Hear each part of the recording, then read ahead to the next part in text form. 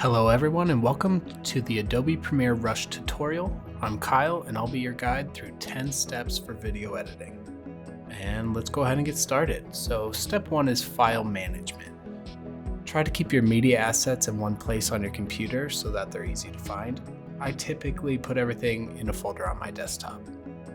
Try to label your assets descriptively and simply so that you know what's what. And step 2 is going to be to create a new project. Launch the Rush application through Creative Cloud and click Create a New Project. This will direct you to all the files available on your computer and you should be able to find the folder with your assets. Click the ones you'd like to work with. You'll see numbers appear on the thumbnails of these files, which indicates the order that they'll upload on your project. Next, give your project a descriptive name and then click Create.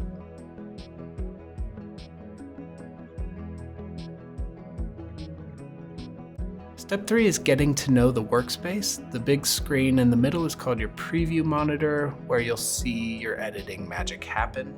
And directly underneath that is your timeline, which is where you sequence or arrange your media assets from left to right. The blue needle is your playhead, which allows you to select certain moments on the timeline that you'll see in the preview monitors, and the scroll bar at the bottom lets you zoom in and out and across the project. The right-hand pane lets you add effects to your video and audio clips, while the bottom left gives you a clearer picture of your assets and enables you to delete or duplicate clips. The top left buttons let you add more assets, return to your project home screen, or share your work. Step 4 is arrange and edit your sequence. So there are 2 ways to rearrange or move clips in your timeline. The first is horizontally. Click and drag horizontally to change its order in the timeline sequence.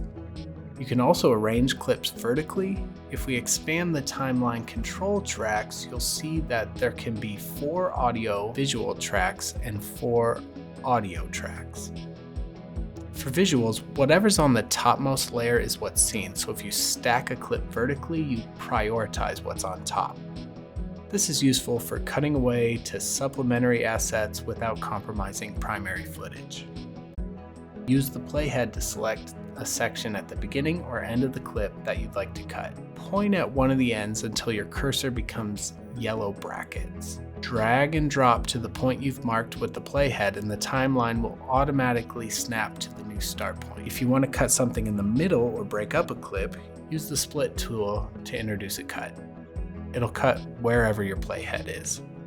Step 6 is adding transitions between clips. So to make cuts between clips less abrupt, find the effects pane in the right-hand panel and select transitions. You can either drag a transition to the intersection of 2 clips or select a clip and click a transition to add effects to both ends of that clip. You can also add fancier transitions by activating the graphics pane and selecting from the menu of transition graphics. Drag and drop the transition or select one and click add for it to appear wherever your playhead is. Step 7 is adding titles, text, and captions. In that same graphics pane, find and select the titles menu, choose a text title from the list of choices and either drag and drop to a visual layer or select and add to the timeline.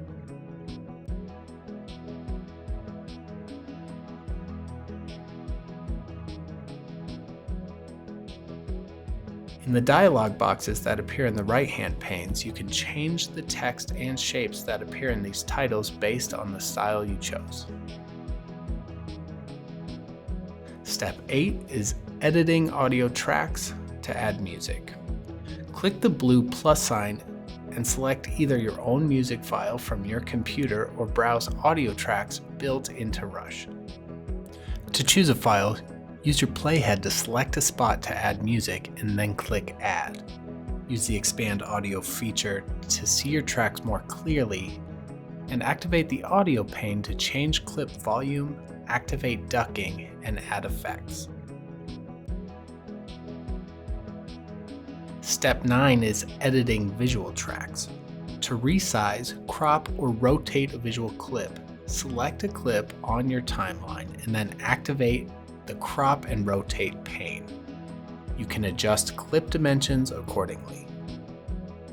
If you have clips stacked on top of each other, the top one gets priority. To see both clips on screen simultaneously, you can make one smaller for picture-in-picture or crop to have a split screen effect. Our final and 10th step is save and share. Select the share button in the top menu. Toggle the destination buttons on or off to tell Rush where to send your video. Default to local and use the settings menu to title your project and determine a place to save your audio file. I recommend using the same folder as your media assets. After previewing your video once more, click export. The countdown will let you know when your video has been saved and shared to the destination that you chose. I hope you enjoyed this quick tutorial, and thanks for joining.